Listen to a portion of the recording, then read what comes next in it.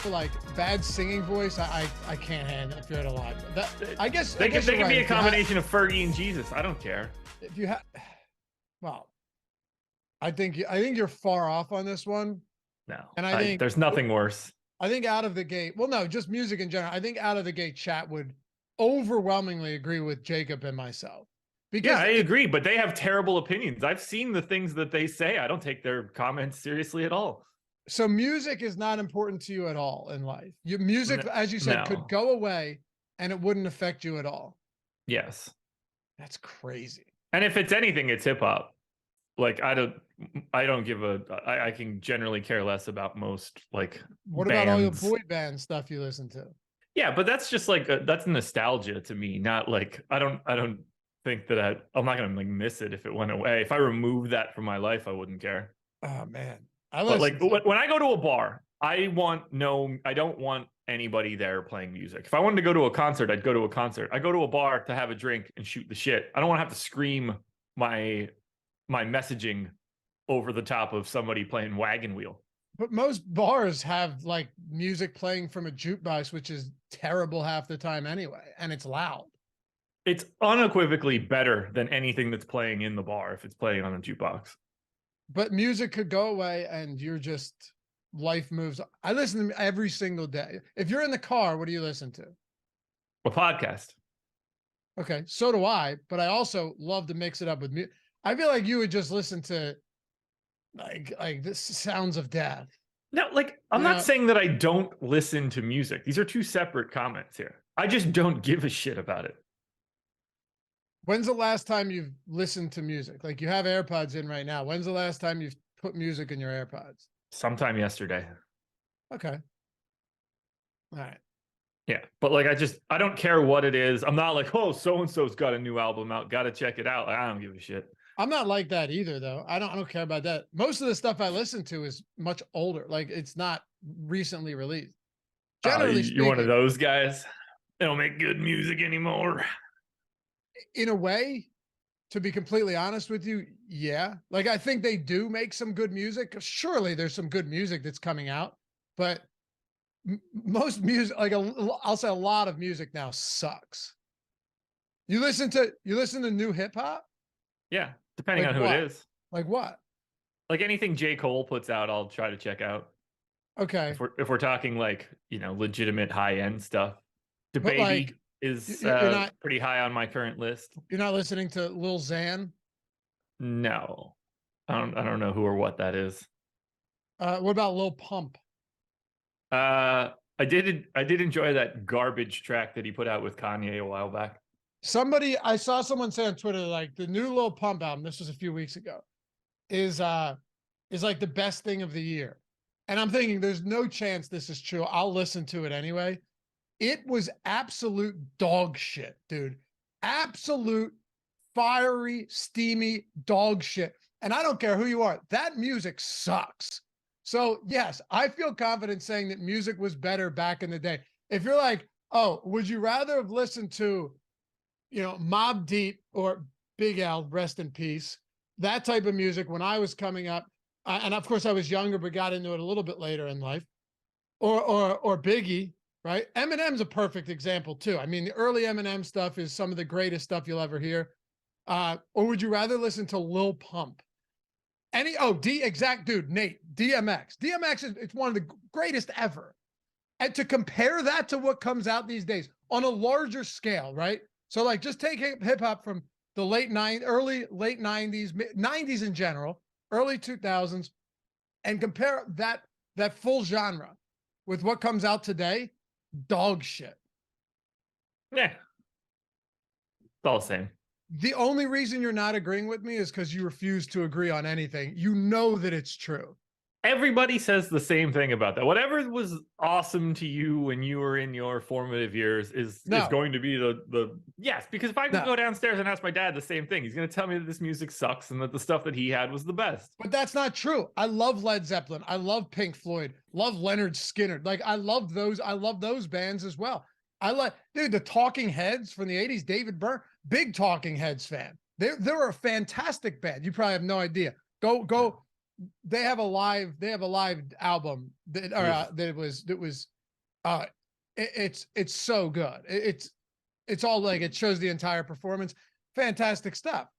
But yeah, exactly, Johnny. Nobody is, but everybody. No, he said no one's messing with Big L today. Yeah, go see what some of the most famous hip hop artists in the early 2000s were influenced by. They're all going to say Big L, all of them. Eminem specifically said that he was. So many of them. All I'm saying, Josh, I love older music.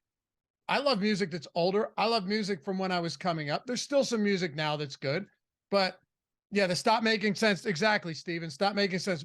But you can't tell me that, like, you can't tell me that we're going to look back at Lil Pump and go, man, I can't believe I didn't see it. I don't think you're correct. I think you're going to take a big L on this take. That's good. But that's all you've got. There's no, I don't care. I don't care at all. I don't care. Look, we have the ability to like whatever we want now. There's just like a never ending supply of supply. So, you know, whatever rises to the top, as weird as it sounds, it carries a little bit more weight now. You can be awesome without a marketing arm. It's interesting to think about now in comparison to what we used to have, where you kind of got what was popular because somebody made that decision and they put money behind it. Now you could just have the most popular track on the planet just because you put it out on SoundCloud. It's an interesting situation. Sure.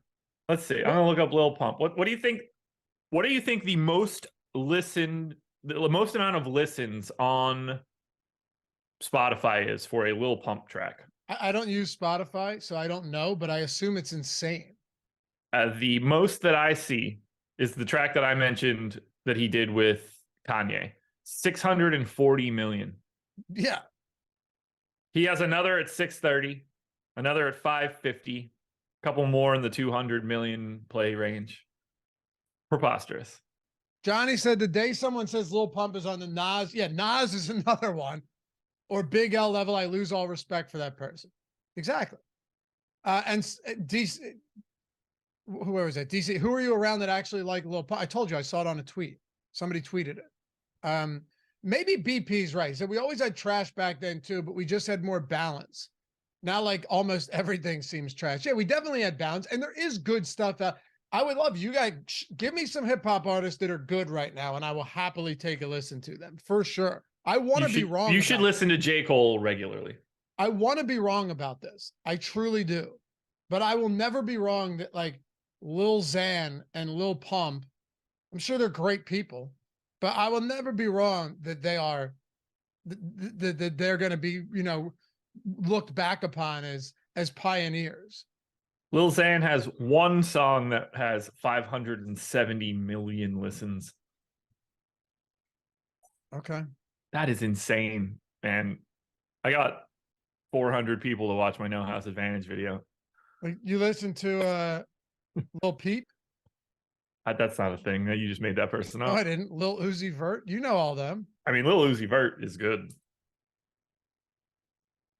Yeah, don't listen to that. You should. All right. All right. You ready for this one? Lil Uzi Vert, the Lucid Dreams remix. Juice WRLD. 2.2 billion listens on Spotify. I believe it. I'm not That's saying insane. I'm not saying it's not popular. Meanwhile, you start this off and you're just like, I like Modest Mouse. Yo, dude, Modest Mouse is great. What's wrong with having an eclectic taste in music? Modest Mouse. One song north of 100 million. Obviously, Lil Xan, Lil Pump, and yeah, Lil because whatever, different people are listening. Better. That's the dumbest comparison I've ever heard in my life. They're obviously better. More younger people are listening on Spotify. I mean, come on. They're obviously better. Modest Mouse was great. Modest Mouse is still you should start promoting them because it doesn't appear to be working well for them. It was a band, El Negro Loco. It was a hip hop or no, sorry, like a indie rock band. Maybe if they went by Lil Mouse, they could get a couple extra listens. They probably could. Yeah, they probably could. You guys, man. Of course I've heard of the lowest common denominator. I'm in this damn chat every single day. I will say this, though. Tekashi 6ix9ine, despite having some of snitch. Despite having, yeah. Did you see that video of him getting the shit beat out of him in a bathroom at a gym? Sure did. Ooh, must have been the shorts. Anyway, I'm telling you right now, as basic his lyrics are written by a 5-year-old, but some of those songs were kind of catchy. That is where I will cross the line and say that some of those songs were pretty catchy. You're a 6ix9ine guy. That's not the way that I thought the rest of this conversation was going to go. I'm not going to lie. All right. Ready to talk some basketball? Maybe. I knew people were going to disagree with that. See, I always reel them in. I'd be a lot more likely to talk basketball with you. And then they spit the we hook. had ownership, but we don't. All right. Anywho. El Negro Logo, I get you don't have to write it in caps, dude. That's why I said catchy, not good. And also that the lyrics are terrible. Oh, that was an accident on the caps. He said, he wrote it like he was screaming at me. I mean, you do have some pretty bad takes right now. I'd say my takes 99% to 1 from like good to bad compared to yours today. 1, no, mine are 100% good always. 2, you listen to Lil Pump. I don't listen to Lil Pump. 3, you're comparing Spotify artists now that young people listen to what? That's what you think it is because young people do it. Yeah, it doesn't mean it's better music. Music's subjective entirely. I understand if you have a certain, I'm not degrading anybody. If you have a certain type of music that you like, that's okay. I'm just saying, there was a South Park episode where everything Stan heard was the sound of shit, right? Like he'd turn on the radio. That's what I hear right now. It sounded like shit. Yeah. And I'll pretend I didn't hear that because everything I'm saying is accurate. That's what it is for me when it comes to this type of music. Maybe I'm getting old, but I wonder, how did Comfortably Numb get 492 million listens on Spotify? All these young kids are trying to figure out what Pink Floyd is. You're proving my point. Comfortably Numb, maybe one of the most popular songs in American history, only has 5 times as many than A Modest Mouse. You're proving my point, dude. Exactly. Yeah, Silence the man. Let's talk some basketball. I mean, it's true. You can't be like, man, Sweet Home Alabama. Look, a Freebird. God, it has 600 million views. Can't believe it's got that many more than Modest Mouse. Why? They're one of the most American bands, popular bands in the history of this country. And that's the problem. America. Don't rile me up, brother. No song on the planet worse than Freebird. What?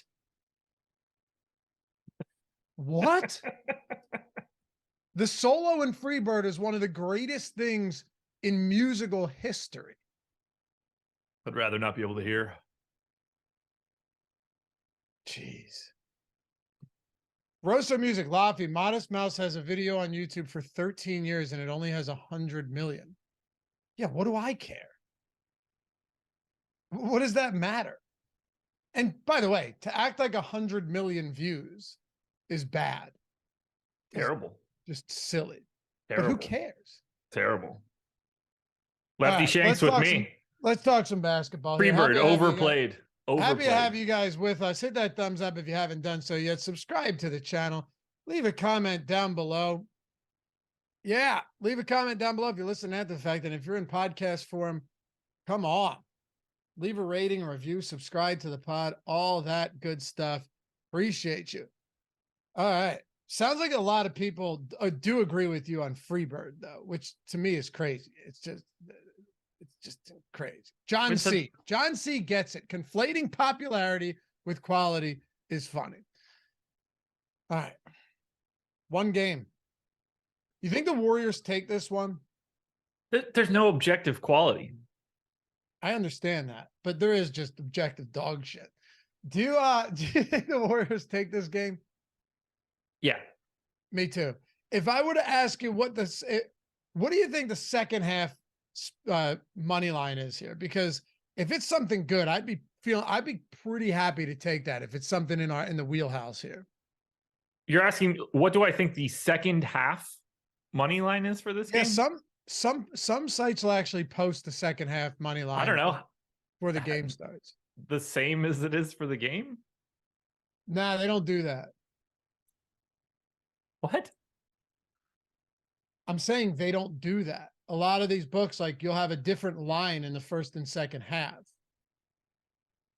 Yeah, but we're talking about like, oh, it's plus 130 and now it's plus 135. It can't be before the game. It can't be anything legitimate.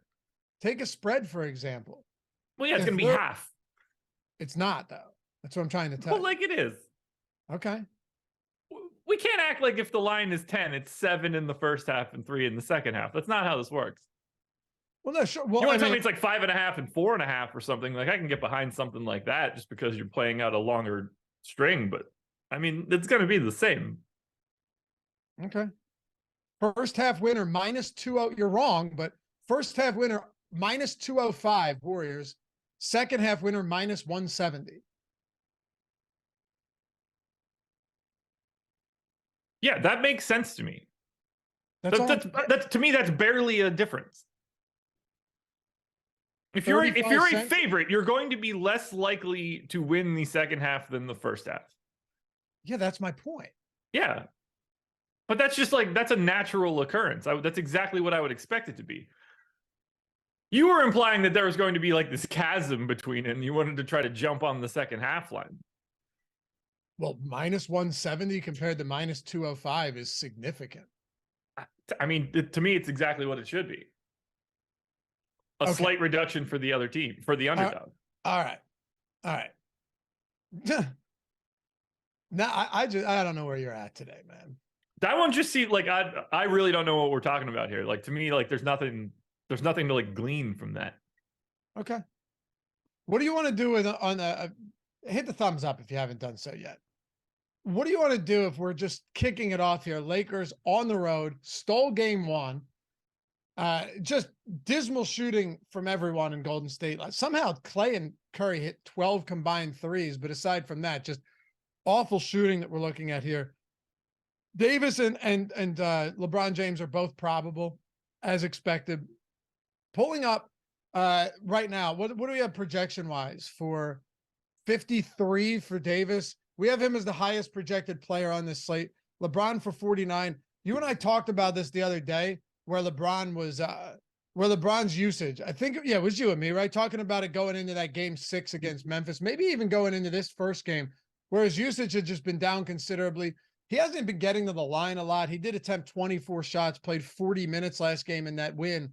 Do you have a clear preference today, looking at price points, given that we're talking about a showdown slate between Davis and LeBron, who are pretty similarly priced, only $400 separated in the utility spot? Yeah, it's not close. Anthony Davis is the better play than LeBron James for today. When I ran my sims, I had Anthony Davis twice as likely to be the optimal captain and just as likely to be optimal in the utility spot. So to me, Anthony Davis is the guy you got to get there. $400 more expensive, but he is a better per minute option than LeBron James. We saw him play the entire second half in game one, for basically 44 minutes. You can't project him for that. In general, I think you're going to be expecting Anthony Davis and LeBron James to play the same amount of minutes. Anthony Davis is just simply going to be a better option. So I prefer AD in this scenario. Okay. Have you run lineups yet? We can get into these in a little bit. I'm assuming you do, and you have an optimal. I'm kind of curious, actually, out of the gate, what that would look like. And yeah, I know. Yeah, let me run some crunches. Cool. It is funny too, seeing, last game we got, and looking back on the first game of this series, you got 39 minutes from Reeves, 33 from D'Angelo Russell. And then Dennis Schroeder played the remaining 16 minutes of this game, played 31 minutes off of the bench, pretty significant, essentially played 15 and a half or so minutes in each half. Aside from that, though, Rui down to 11 minutes. Troy Brown played 12. Gabriel had one rotation in the first half, subbing in for Anthony Davis, played 4 minutes. So it was, essentially, this whole team was just the starting lineup plus Dennis Schroeder, and then a few minutes here and there for Brown, Rui, and Gabriel, while Jared Vanderbilt got 26. But yeah, that means that we saw extremely condensed rotation in this game one. Makes things really interesting going into game two. It really does. It becomes a little tricky too. I mean, don't get me wrong. Those rotational decisions are exactly what I expected to happen. I thought that we were going to get more Vanderbilt minutes than we did. I thought that Dennis Schroeder was going to have to play a lot more, and he did. I do think that D'Angelo Russell is going to see his playing time very much kept in check as this series continues to move on. The question then becomes for what we do here with actually projecting them moving forward. We got 9 guys that played in game one, but at the same time, you can't expect 44 minutes out of Anthony Davis. I assume that we could potentially see a couple additional minutes out of someone like Wendy and Gabriel. Since he did get the backup run for Anthony Davis, there just didn't happen to be a lot of backup run for Anthony Davis. Now, they could go small. They could go to a Jared Vanderbilt or LeBron or Rui, whoever you want to call the center in that scenario. They don't have to go to Gabriel. So that is available.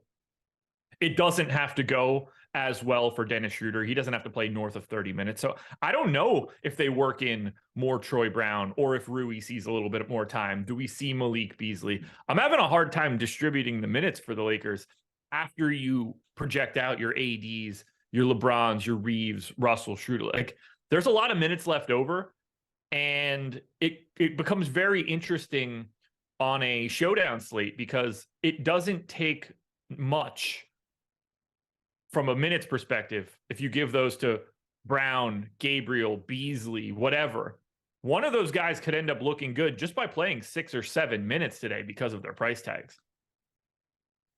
That's the problem I'm running into. I mean, just looking at it now, you're essentially saying that if you, all right, let's go down the list like we did with Philly yesterday. So, and of course, all that blowout run, forget about it. But through the first 3 quarters, we got a pretty good idea. Look at this game. Let's assume it's going to be competitive. 6-point spread last I looked. How many minutes do we give to, forget about Davis and LeBron right now? Well, we could go down the list of starters and then go to Schroeder.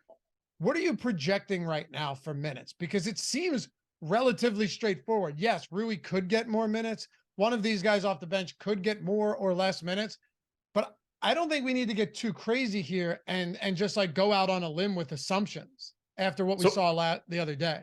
So I went 39 to AD, 39 to LeBron. If you want to tell me that should be 40 and 40, like I'm fine with that. That's not a huge issue to me. And in the grand scheme of things, I don't think it makes much of a difference boosting 1 or 2 of those guys up for a minute. I went 36 to Reeves. It's about what he's been playing as of late. I think you can, wiggle that a minute or 2 in either direction and be fine. I went 32 to Russell. I went 27 to Schroeder. That's probably the first like actual talking point. But you can't project him for the 31 that he got in game 1. He doesn't have to close that game. Like, they could play Vanderbilt a little bit more. They have additional options if need be. I think discounting him slightly is fine. At 27 minutes, I still absolutely love the idea of getting to Dennis Schroeder. I mean, he did rank 4th in my contenders video this morning. So there's clearly upside above 27 minutes for Schroeder. At 27 minutes, he looks great. I went 24 to Vanderbilt. He played 26. He did get that final minute extra rotation in the end. 24 again, to me, seems pretty reasonable. I went 16 to Hachimura. It's a little bit more than he played in game 1, but you figure something has to move around at least a little bit. I went 12 to Troy Brown, 9 to Wendy and Gabriel. And then I had to just start scattering minutes because I couldn't figure out which one guy could soak up a little bit more playing time without causing an issue. When Gabriel played that 4-minute stint, right? That was the only time Anthony Davis wasn't on the floor. So I definitely get what you're saying. Maybe Anthony Davis doesn't play. He played the entirety of the second half, the entire second half, the only player to do that. Yeah. Maybe that doesn't happen again. I think it's really hard to project that. I do too. But the most I'd take away from him after seeing game one in the second half, the most I'd take away from him is like 2 minutes to start the fourth. Like, I just don't see a path to him sitting, 4 or 5 minutes in the second half if he played the entire second half last game, assuming this is competitive. Yeah, I mean, I think the thing that you would be assuming is like he played 8 minutes in the second quarter. So he sat 4 minutes at the beginning of the second quarter. Yep. I think making that like 2 or 3 is pretty reasonable. But you also have to think all it takes is a little bit of foul trouble in that first quarter rotation and he loses like a minute or two. If he picks up his third foul with 2 minutes to go in the first quarter, like he's going to get that same second quarter rotation and he's then going to sit the rest of the first quarter. I should, like, the more that I think about it, I should probably go 40-40 for AD and LeBron, but it's not really changing anything because I still have too many minutes to go around for the Lakers and not enough people to confidently give them to. And on this slate, how much does it really make a difference given how highly ranked Anthony Davis already is? You're already, when it comes to these stars, they're pretty much by default like 60 to 70% optimal guys, no matter what you're calculating. Like that's just sort of how it works out for these guys because their raw point ceiling is so high. So I have no issue. I'm probably going to bump those guys up to 40 and 40. It's always tricky coming off of a situation where you win the game in game two, where like you don't necessarily have the same sort of reason to really let it rip. Like they've already stolen the home court. Obviously, they can make this a real problem for Golden State if they win today. So, maybe you do that and you rest a little bit heading into game three. Yeah. But yeah, I find the rest of this trick, like if they're going to play 9 guys, if you knew they were playing 9 guys, you start looking at some of these guys, you start looking at someone like Troy Brown at 2,200 a little bit differently. Even though he's a terrible per minute guy, that value starts to become really interesting if no one else is stepping on the floor. The guard positions too, where you got D'Angelo Russell, Austin Reeves. You already mentioned Schroeder. We had seen in all of these 2 or 3 game slates, really 2 games over the last week or so, we saw Reeves and D'Angelo Russell getting most ownership out of anyone on this team. What do you make of Reeves right now? Just looking at him thinking, okay, he ever since, what was it, like game 3 of that first round? Maybe game 2. Yeah, game 2. Ever since then, his playing time, 37, 35, 42, 40. I believe one of them was overtime, but besides the point, 34 in a massive blowout. Would have played 40 there as well. And then 39 against Golden State. Is he the most electric per minute player playing alongside Davis and LeBron? No, but I must say, given who he's playing alongside, and D'Angelo Russell too, he really has kind of held his own. The problem is his price point is now getting to like, okay, where is he priced? Let's talk about where he's priced compared to everyone else. He's basically the same as D'Angelo Russell, similar to Draymond Green, Jordan Poole. Actually, no, Jordan Poole kind of falls off a cliff there. Wiggins is 78, Green 76, Russell 74, Reeves 72. Do you have a clear favorite there amongst that group? Can you hit me with the names again? I have my list and all my optimal odds in front of me now, so I'm just going to highlight them as you say. This is just from 78 down to 7,200. I'm not going to read their salaries off again. Yeah, that's fine. I got you then. I can sort it by salary and look at it, and it won't change anything. Yeah, Wiggins, 78 Green, to Russell, 72. Wiggins, got it. Okay, so this is hilarious to think about. Wiggins, Green, Russell, Reeves. Here are my total optimal odds. So captain plus utility. Wiggins, 42.6%. Draymond, 42.4%. Reeves, 41.2%. Russell, a clear last at 37%. But those 4 guys are the same dude. Russell is last for me because I do think he is the most downside. Yeah. I mean, Wiggins and Draymond are separated by essentially one lineup out of my sim. Reeves is basically the same.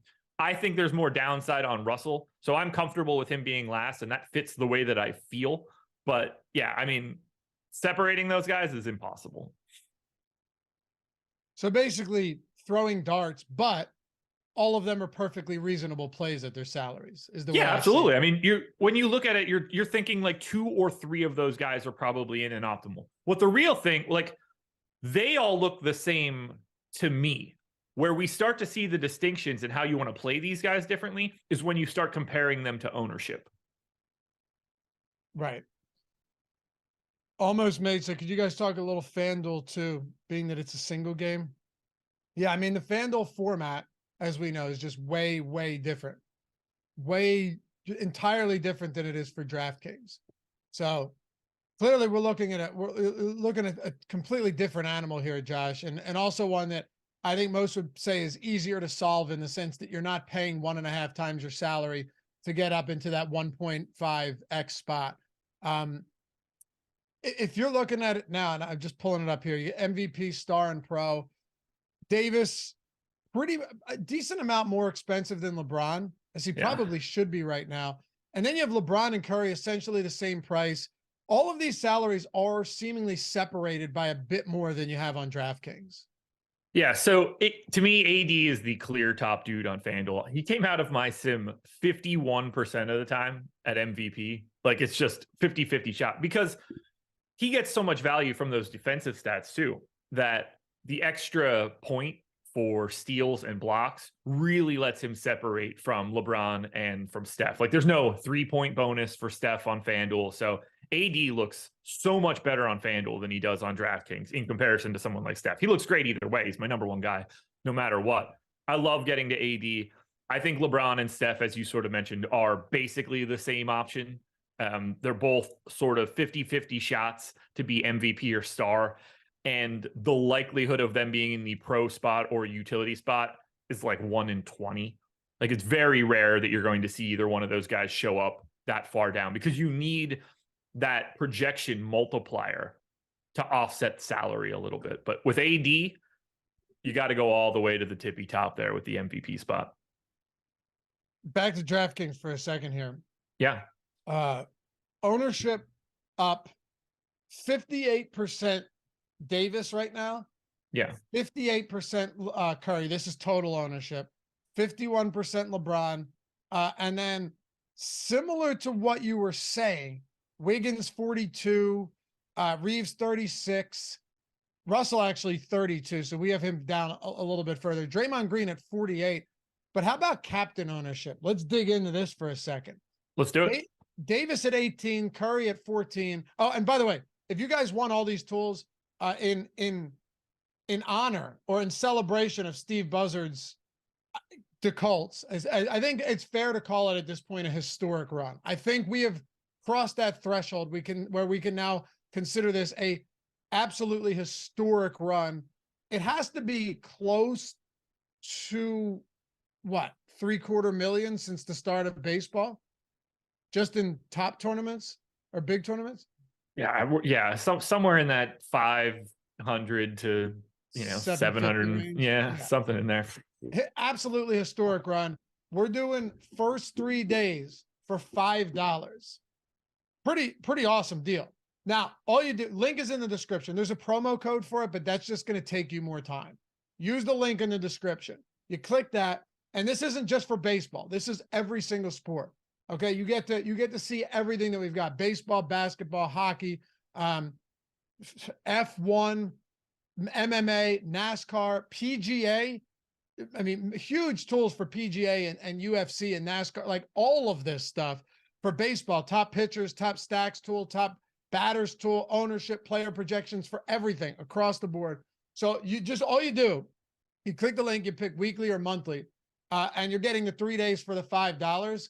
And then the week or month or whatever you want. But of course you can cancel after the 3 days if that's, if you're not impressed with it. I believe you will be, and you want to stick around. The Discord, premium Discord included and all of that. But yeah, click the link. It's the May bundle promo. You're getting the first 3 days for $5. And essentially, when you think about it, the amount of money you spend while you're sleeping that you don't even know about, the amount of times you spend $5 throughout a day, right, that you just don't even know about, it's not getting you anywhere. In this case, giving yourself a chance to actually see some significant ROI make an investment out of it. Start with 3 days for $5. See how you like it. I think you'll love it, especially given that, you know what I was thinking too, Josh? No. You've got, if you do it on a Thursday, like you're getting MMA this week too. Yeah. Right? Like you're getting NBA It's every day. UFC pay-per-view this week too. Yeah. So. Yeah. Like you're getting NBA every day. You're getting MLB. You're getting NHL every day. You're getting PGA, all of the PGA stuff, like the showdown contests, which have gotten large at this point. You're getting MMA as well.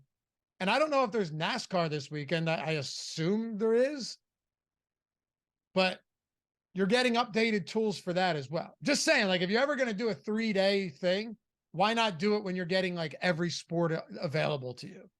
You ever been in a NASCAR race? I haven't, but I don't. You never went up to Pocono or anything? I did. I was young though, so I don't really count that. Like, Sure. you know what I mean? I don't remember it. Yeah. My brother's trying to get me to go to one. He enjoys that stuff. I never enjoyed it, but I play some NASCAR DFS from time to time because it's actually fun, and then I'll watch it, and the prize pools are wild. But I've never really been to one. I bet it's fun live. Have you done it? I went to Pocono with my dad. I was probably like 19, 18, something like that. Like he got tickets or won tickets or something like that. So we drove up to Pocono. Like 2-hour rain delay. Earnhardt Jr., I think it was Earnhardt Jr., like went into the guardrail after like 10 laps when they came back, and it fucked the guardrail up. So they actually had to stop the race to repair it. They couldn't like keep going because there was like a giant hole in the guardrail. So they did that. They brought it back and started like 2 laps in. It started pouring again. So they went to another rain delay. So me and my dad just got in the car and left and watched the rest of the race. It's like hour 15 minutes, whatever that hour and a half, whatever it is to get that. Like for us, like we weren't that far away from Pocono. So we just drove home and watched the rest of the race at the house. Sure. I assume your dad likes NASCAR. Is he into it? He liked it a lot more at that point in time. Now yeah. I don't think that he cares. It was also the first place that I ever saw him smoke weed. He didn't know that I saw him though. Yo, that's how I found out that my dad smoked cigarettes too. But the guy was an infectious disease doctor, just ripped smokes. I pulled up to him one day in the car. He hid this for that long. My buddy was older than me. He just turned 16 so he could drive. And I was in the passenger seat. We pull up next to my dad, just smoking. And then I pulls one of these. He's like, hey. And then we see him later that day, and he's like, all right, so you saw me. Now, granted, I, at the time, smoked cigarettes. Lit one up. I was like, what are you going to do now? And he's like, I guess nothing. But yeah, that it is funny when you catch them doing that. They can't hide it forever, you know? Yeah. So, like, he didn't know that I caught him. Oh, he didn't even know. No, I just saw it. That's good. I saw it happening. I could see him. I was in the back of a truck on like a stand so that you can see. We were in the infield so you can see everything. And he went to another person in our group's van, slides the door open. He's on the opposite side. So I'm looking through a window while he's sitting on the side of the van where you would open the door. I just see the hands go up in the light. And I was just like, well, shit. What was he smoking, a bowl? Yeah. Yeah. That's great. I was like, I know that form. Yeah. All right. But yeah, link down there. Steve's is our CFO. He also he also does a lot with our projections and with our tools. So when you see that he's won like 700,000 or whatever it is in the last month, yeah. I mean, I assume if this continues in any way, he's not going to be the CFO much longer. He's going to have no use for us. Exactly. But yeah, check it out. First 3 days, $5. Simple as that. Anything else you want to get to for the Lakers? I think we covered it pretty well, unless there's some just game theory you want to dive into from an ownership perspective. I'm trying to look at ownership right now. I think Wenyen Gabriel is getting maybe a little slept on from an ownership stance. And I think that there's going to be some wiggle room here. JaMychal Green, I don't think should be 8% if Gabriel is 2%. Malik Beasley didn't play. We have him projected for more ownership than Gabriel. And I think all of these guys are going to end up looking pretty similar. But we did see Wenyen Gabriel check in for Anthony Davis and play the minutes that Anthony Davis didn't play. I don't know how much they want to do that, but if anything brings Anthony Davis's minutes down and we get, even if you just say that AD plays 40 and you get 8 out of Wenyen Gabriel, at 2K, that starts to become a thing that you need to pay attention to on a showdown slate. So if he's 2% owned, I don't think the path for him to play enough to matter is rectified by 2%. I had him come out of my sims a little bit more frequently than that. Okay. And again, that's just a showdown. Maybe 10 points gets you there. Yeah. Yeah, it doesn't take much. No, it doesn't take much. On the other side of this, well, by the way, hit that thumbs up if you haven't done so yet. Atone for your sins, my friends. Help us out a little bit. We got to keep the lights on around here, and goes a long way for us. Hit that thumbs up, subscribe to the channel. If you forgot, that's okay. We all forget. On the Warriors side, looking at ownership now. So you have, all right. Man, the highest owned is Curry. Makes sense. And 14% in captain. You could just see Curry exploding for a huge game tonight for sure. Yeah. Like you always get those type of Curry games. You know, they're down 0-1 or game 7 or something like, because let's be very realistic about this. I think I may have found something you'd agree with me on. Doubt it. If Golden State loses this game, they're in serious trouble. I don't want to hear anybody be like, well, they went down 0-2 to the Kings. The Lakers are not the Kings. Okay. The Lakers are not the Kings. Yeah, they're worse, right? I mean, the Kings were the 3 seed, man. That team is incredible. They got Domantas Sabonis and De'Aaron Fox. You see this. You saw how many games they won. That's a much bigger upset. Yeah, that's a much bigger upset. I saw how many triple doubles Sabonis had at the end of the year. Yeah. No, I mean, look, if they go down 0-2 back to LA, that's real trouble. It is. Like it just so happened. The only reason that you don't like really sound the alarms it's because it's the Warriors. That's the only reason. They've seen it. They're not like the moment's not going to get too big for them. But yeah, no, that's a bad look. Lakers are good, man. Lakers are good. Yeah, you called that from the beginning against Memphis. You said it was a tough matchup for the Grizzlies. What an embarrassing first round exit for the Memphis Grizzlies. I mean, look, the moment it's not though. The moment you lose Steven Adams and Brandon Clark, your season outlook doesn't have the same sort of oomph that it had before. They had no prayer any longer. If they're at full strength, that's a very, very, very different series. I'll give you that. But like 40-point loss in game 6 just doesn't look great. No. Well, like you run out of ways to just like, you can only throw Xavier Tillman at AD for so long before you're just like, well, we're out of bodies, man. Which is crazy because AD had a couple games where you're like, man, the hell is he doing? Yeah. You know? But yeah, just ultimately though, it's Curry getting a lot of love. The captain spot though, the ownership is kind of balanced. It's kind of flat once you get past Curry. Dre's at 9, Clay's just under 9. Wiggins is just under 9%. Like you've got a lot of these 8-9% guys from the starting lineup for Golden State getting that captain ownership around, just under double digits. I'm going to end up really not having the amount of money that I want when this slate is over. So I think Steph's captain ownership looks fine. I think Clay's captain ownership looks fine. I might be a little bit more of a believer in Wiggins for today, but we'll see how that ends up shaking out. Do you see the ownership on Jordan Poole for today? 5.5% in the captain. That's pretty healthy for Jordan Poole. Yeah, 6K. I mean, if there's one guy whose minutes are just very, very volatile, it's definitely Jordan Poole. And that can work in your favor, no doubt. He had a good game last time out. He played, 17 minutes to close out the game? Yeah. So there's that. Is that like, if the Warriors are winning, he's not on the floor, right? That's Looney. I can't imagine he would be. No.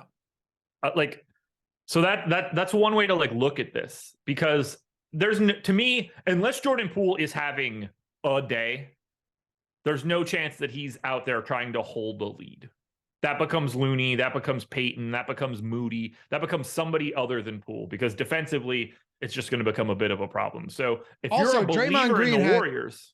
I was just going to say, Draymond Green had 3 fouls 3 minutes into the second quarter. Yeah. I mean, Green came off, didn't play the final, 8 minutes of the second quarter, 7.5 minutes, something like that. And Poole essentially got those minutes in the sense of like, what did this lineup look like? It was Looney, Poole, Thompson. Wiggins came back real late, but you get the point here. Like, there's only room for 5 of these guys. Well, so that's where it starts to get interesting. How many minutes should we be projecting for Draymond Green, who, right, exactly 36, 37, 38? That was on the table. I think 38. He played 38 minutes in the closeout game against the Kings, right? And was on pace for more than that. You can act like game 7 is different than game 2. I don't agree with that in this case. Like, I don't agree that okay, if you lose this game, you don't lose the series. Sure. Yeah. But if you lose this game, you are putting yourself in a hole. And what you said earlier, yes, you're right. It is still the Warriors, so maybe you don't hit the panic button, but you don't want to go to LA down 2-0 or 0-2. No. So I don't see any reason why, if Draymond Green's your best answer here, and of course Jordan Poole isn't ripping off 13 points in the final 7 minutes or whatever it was of the second quarter, I don't see why Draymond Green wouldn't, assuming he's not in foul trouble, play similar minutes to what he did in game 7 against the Kings. Yeah, I agree with you. I mean, I think you got to go to 36 on Draymond, and That's as fair. the realistic spot, with 38 being like a very 36, 37, 38 being very, very, very real options. But you start to think about that and you look at those rotations from the first game, and it's like, okay, well, if Draymond does play a couple more minutes there, and he does, and you do get a little bit more from Looney, then that 30 minutes that you got from Poole becomes 24 pretty quickly. And he's pulling a decent chunk of ownership. The dynamic between those guys, very tricky for today if you want to try to balance it. How good of a rebounder is Kevon Looney? Some might say the best. You realize, too, it's nuts. He had 23 rebounds last game. He didn't even play 30 minutes. Yeah. He didn't play 30 minutes. He had 23 rebounds. It's insane. Dude, this blew my mind. He had a 7-minute rotation in the second quarter, no points, 6 rebounds and 4 assists. 6 rebounds and 4 assists in 7 minutes. He had 7 rebounds in the first 8 minutes of the game. Like, he had 13 rebounds at halftime. This guy is so dominant on the glass, on offensive and defensive boards. I can't, there aren't enough superlatives to describe. I know they lost, by the way, but it was what was it? Basically the game, a couple free throws added at the end of the game. It was basically a 3-point game, right? Like, I mean, Jordan Poole took a shot to tie it with 9 seconds to go. It's exactly as competitive as it was going to be at that point. Yes. Highly, highly competitive game. Kevon Looney's, he's the man. Like, he has 20 plus rebounds in 4 out of his last 6. Yeah. Yeah. I know. 4 out of his last 6, and he's not playing 40 minutes a night. No. Basically 30, 31, something in that neighborhood. His rebound prop was 12.5 the other day. I'm thinking, what the hell? Man, how do you not hammer 12.5? Like, these are just he's had it in his last 6. Even in the game that like it didn't go well for Looney, he still got 13 rebounds. I know. And then the one where he was in foul trouble, he still had like 8 or something in 23 minutes. He's crazy. Yeah. He's crazy. What do you want to do with him? So we're projecting him right now, 4% owned at the captain spot, about 30 at the utility. I actually, since we've been like talking about rotations and making some minutes tweaks and everything, when I do everything in the morning, like I've got no guidepost. I give it my first shot. You and I shoot the shit. I look at some things throughout the day, and I'll do another show later tonight with Adam, make some additional tweaks. But I just reran my sims while we were talking, after like making some tweaks to Draymond's minutes and making some tweaks to LeBron and AD. So I'm going to dump that into my sheet right now and just see how that ended up affecting everything that I was just doing. But for Looney, given those current ownership rates, I have Looney right now in my optimal 4% at captain. So basically matching our ownership projection to a T, 27.5% at utility. He's 30. I don't have much to add here. Like, I think they've got Kevon Looney's price set to the point where I don't really think there's much to say. Like, he's good. You know what you need. 8K seems to be the right number. If you're getting 15 boards, you're probably live for him to be in an optimal. I would say ultimately he's, regardless of salary, he's fun to talk about. You know No what I doubt. mean? No doubt. He's so fun to talk about. King 11 TM said Stokastic is great if you're playing lower stakes that people can't afford. Let me tell you something. If you are doing that, you should be rocking the Stokastic avatar. Like if you're not signed up at Stokastic, you know, maybe you just like, I know it's not cheap. It's $120 a month. If you wanted everything, of course, there's other stuff like the lineup generator is less than $4.50 for your first week. And that's an amazing, incredible tool for lower stakes players. But like, if you are out there and you're grinding lower stakes, rocking the Stokastic avatar, stokastic.com/avatar, right? Gets you, just put it, use it at DraftKings, FanDuel, wherever it is you play. You finish top 3 in a field of 5,000 or more, you're getting a free month of Stokastic plus Platinum, $120 value. And it doesn't matter how much money you're playing. I think there's some disconnect sometimes there with people. It does not matter how much you're playing. You just tweet your wins to @Stokastic Hall of Fame. Not only are you getting inducted into the Hall of Fame during our weekly ceremony, but you're getting a free month. And if you're like, hey, that doesn't happen, Josh, how many in the Hall of Fame segment each time are like low stakes quarter arcade or nickel or dime players that end up shipping it with massive ROI? Oh, a lot. I mean, you can get more value out of just having the avatar in a low dollar contest than you would get from the payout of the contest. 100%. 100. How about you finished third in like some 5,000 person quarter contest? You just got $130 value of whatever we have, and you didn't get that in the payout. Mr. Wood tweeted us yesterday. Mr. Woods 586 on FanDuel. The 6K Tuesday piggy bank out of 133,000.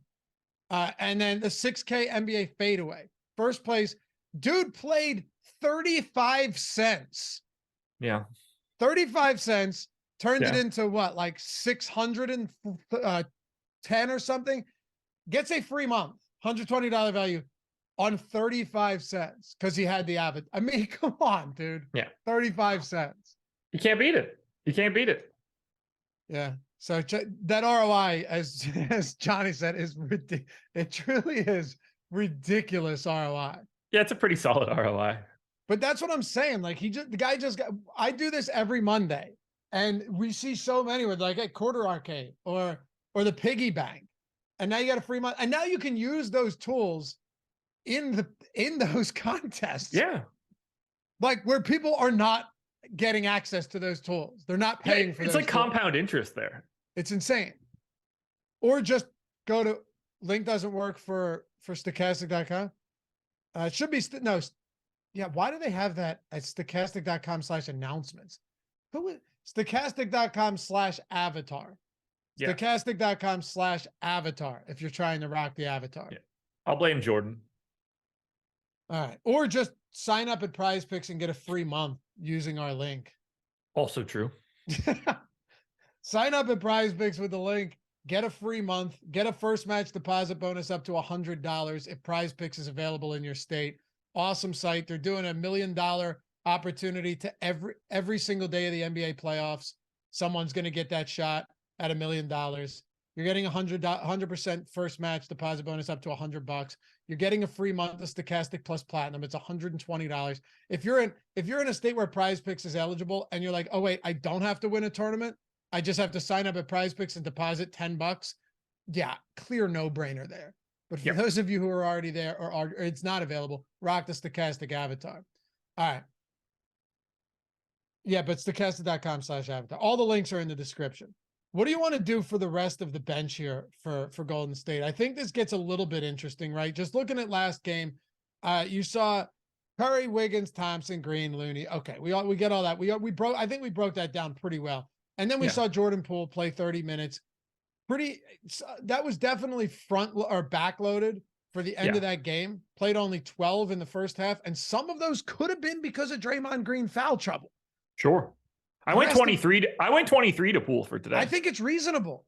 But let's just say Green doesn't get into foul trouble. Even if Poole plays well, all of those points came after Draymond Green's foul trouble. Yeah. So he probably doesn't get back in until like 5 minutes in I don't know, or he comes out before the second half or first half ends. And I'll say this, even in the minutes that I gave him, like, I don't think his ownership is wrong. Like, I think it's spot on. You're even in 23 minutes, you're still going to, because of the price tag and the way that this slate shakes out, you're still going to get to Poole in like, you know, a third of your lineups. And then there's obviously some upside for him if he can fall into a couple extra minutes. It's the rest of these guys. It's the non-core pieces that become a real issue. This is what's going to win someone contests today. Figuring out Peyton, DiVincenzo, Moody, JaMychal Green, Jonathan Kuminga, whatever the Warriors are doing at the end, because they are going to make some sort of change. I don't know what that's going to be. A lot of people are going to say that it's Kuminga. Who the hell knows? They ended up going JaMychal Green over Kuminga in game one. I don't know where they change it here. This is going to be where you win a contest by getting the next guy in the Warriors rotation correct. Who's it gonna like? Do you have any lean one way or another?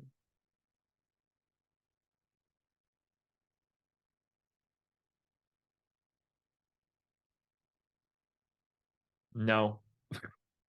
Which I know is like not a helpful answer. Like, they just don't seem really enthusiastic about Dante DiVincenzo right now, who I would have said previously is the guy that we're looking for here. On the surface, the thing that makes the most sense is giving Jonathan Kuminga a try in this series. That said, down 1-0 to LeBron James and Anthony Davis might not be the spot where you want to unlock the 20-year-old Jonathan Kuminga in the most important game that he has ever played in by miles and miles and miles. So maybe that's why they went to JaMychal Green here. I don't love Moody. I mean, we've already got 17% ownership coming into Dante DiVincenzo. Like, I can't get there for that. 20% for Peyton seems fine, although I like I said it before game one, I don't think this is like a really good Gary Payton series. I don't find him to be as necessary in something like this. So I lean DiVincenzo, but if he's already 17% owned at 3,600, he's just not going to be a guy that I get to. I think we're going to, if this game slips out and becomes anything other than a close game, I think it's going to end up being one of these like sub 2K randos for the Warriors. Master Maheen, sorry. I'm from India here. I'm from India. What's up, man? Here, Dream 11 is the fantasy game. If I join Stokastic, do we get anything from there? No, but it's funny. I was at the FSTA, was what it used to be called. You know, they would do the one in like in Times Square. And I'm assuming like cricket is huge on Dream 11. I remember someone was presenting it because I know in India cricket's massive, and there's like, I'm pretty sure fantasy cricket is pretty big over there. I remember them presenting this right when it was starting up, and yeah, I would have been a few years after it started up, probably like 5 or 6, but we don't. You know what? As we continue to grow, who knows, in the future we might. I don't know. Like, we've actually discussed doing certain things like that. Yeah. I don't know the scoring system. Like, if you find out that the scoring system matches DraftKings or FanDuel, I mean, we have our stat projections. You can take those and apply them to whatever scoring system you have, and at least have projections and things. That's true. That is viable. Yeah, like, I don't know what sports they have over there, but yeah, my Uber driver and I were talking about it the other day. He plays cricket. And he apparently there's like a tri-state cricket group, which is huge. And I was like, is it true that these matches really go on for that long? He's like, yeah, I go there for 16 hours. Yeah, they can go like 2 or 3 days. Right. But he's in like a men's league. And he's like, oh, I love it. I love it. He could be there 16 hours. Thinking, holy shit. Crazy. Steve Buzzard's in office hours right now, by the way, your boy DeColts. If you guys are already premium subs, he's in our premium Discord taking questions from everyone. I know that helps a lot of people. So he's in office hours every Thursday, I think at 11 Eastern. So if you guys are looking to jump in on that. We're about to wrap this one up. You can head over there. And I know baseball's only day game. I think the latest game today is a 6:40 first pitch. It is. I was supposed to be talking baseball tonight, but instead I'm doing a deeper dive tonight for basketball. Okay. Yeah. Well, look at it. 9-game slate from 1 o'clock all the way up to 4:10. So I assume we got live before a lot coming up shortly for MLB as well. So make I sure think to so. check that out. Anything else from either side? I think we pretty much covered everybody here. What am I laughing at about Reeves is historically terrible in Golden State? Is Austin Reeves. How big of a sample of Austin Reeves games has he played in Golden State at this point? I would never talk about home road splits. Are you in a different place? Never said a single thing about home road splits my entire life. Especially given that, like, when has he played enough minutes to even consider that? He's been a real NBA player for like 4 months. Yeah. All right, Josh, you ran lineups? Let's wrap it up with this. Of your top 20, who are your 3 most owned captains? Obviously Davis. I'm just wondering if it is going to be, Davis, Curry, and then very similar between all those guys I mentioned in that same range. Give me 1 second. Are you typing in chat right now? No. Are you looking up home road splits on Austin Reeves? He's played 4 games in Golden State. 2 of them were this year. 1 of them was in October, where he played 16 minutes, slightly different role for the team. 1 of them was in April of last year, which I assume the Lakers weren't playing for a ton. The other one happened in February, where he played 26 minutes. What are we doing here? One of the dumbest things I've ever read in chat. And we're going to take their musical opinions. What are we talking about here? Anyway, lineups. I ran lineups at the beginning of the show. I'm going to go ahead and delete everything that I ran now and re-upload them so that I can give you what my optimal lineup is for today. Cool. All right. Projections are in. Randomness off. My optimal lineup on DraftKings for today. Anthony Davis, captain. Oh, God. LeBron James, Andrew Wiggins, Draymond Green, Dennis Schroeder, Troy Brown. Ooh. Okay, so no Curry in the optimal, but you got Davis and LeBron. He's in my second optimal. We take out LeBron, we put in Curry, and then we change Troy Brown into Wenyen Gabriel. So like you said, you're going to get some of those bench players. It's just going to happen, no matter how uncomfortable. I ran my first 5, Troy Brown, Wenyen Gabriel, Moses Moody. Like, these guys are showing up. Here's a helpful question, Josh. Who is your highest owned bench play? I'm not talking about Jordan Poole, right? I'm not talking about Dennis Schroeder.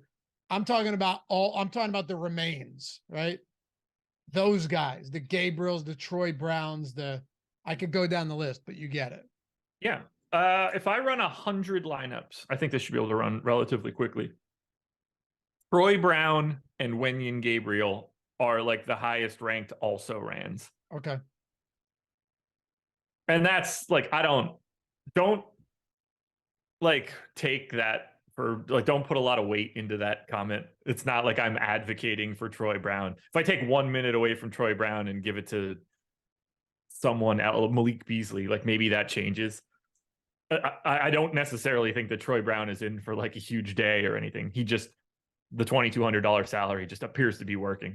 And if you're able to do this with just a cursory look, what's your biggest stand, whether it's overweight or underweight, compared to ownership projections right now and your exposure, the biggest disparity there? Do you see anyone where you go, okay, wow, I have a lot more than the ownership, or are you somewhat in line with what the field should look like tonight? I think I'm going to be a bit heavier on Draymond. That's, at least as of right now, that feels like something that's going to happen for me. I think he's a little bit, just a hair more optimal, but it's close. I'm just bouncing back and forth looking at this one. 34%.